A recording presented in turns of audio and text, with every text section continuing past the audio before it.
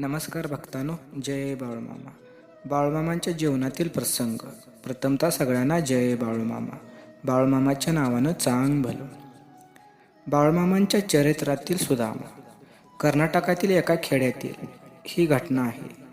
तिथे एक ब्राह्मण राहत होता. तो अतिशय निर्धर होता. पैसा मिळवण्याचे काही साधन उपलब्ध नसल्यामुळे तो माधुकरी मागून जीवन व्यापन करत होता. मात्र त्याची देवभक्ती उत्तम स्वरूपाची होती, त्यामुळे त्याला कामधंद्यामध्ये वगैरे काही रस वाटत नव्हता.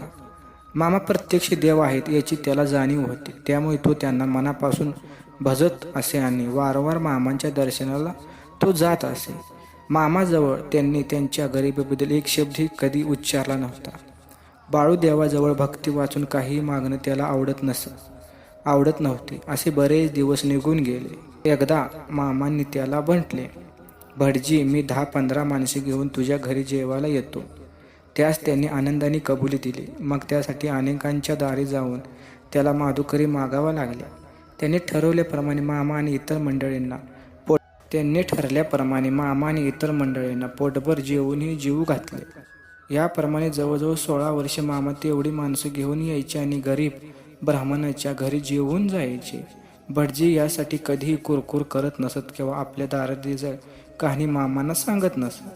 भगवान श्रीकृष्णाच्या चरित्रात भक्तवत्सल सुदामा दारिद्र्य असूनही भगवान श्रीकृष्णाकडे काहीच मागत नसे. वास्तविक श्रीकृष्णाच्या बालपणाचा तो मित्र होता. सुदामा काहीच मागत नसल्यामुळे श्रीकृष्णही त्याच्या परिस्थितीत काही हस्तक्षेप करत नसत. भटजीचाही मामांशी असाच प्रकारचा संबंध होता. मामा आणि मंडळींचा जेवणाचा हा कार्यक्रम सलगपणे 16 वर्ष चाललेला होता. त्याप्रमाणे 17व्या वर्षीही मामा आणि मंडळी त्यांच्याकडे जेवणास आले आणि पोटभर जेवले. यांनी मामासह सर्व मंडळी तृप्त झाले. त्या दिवशी मात्र मामा आपल्याबरोबर आलेल्या मंडळींना म्हणाले, अहो मंडळी, दर साल आम्ही येतो, जेवतो आणि जातो.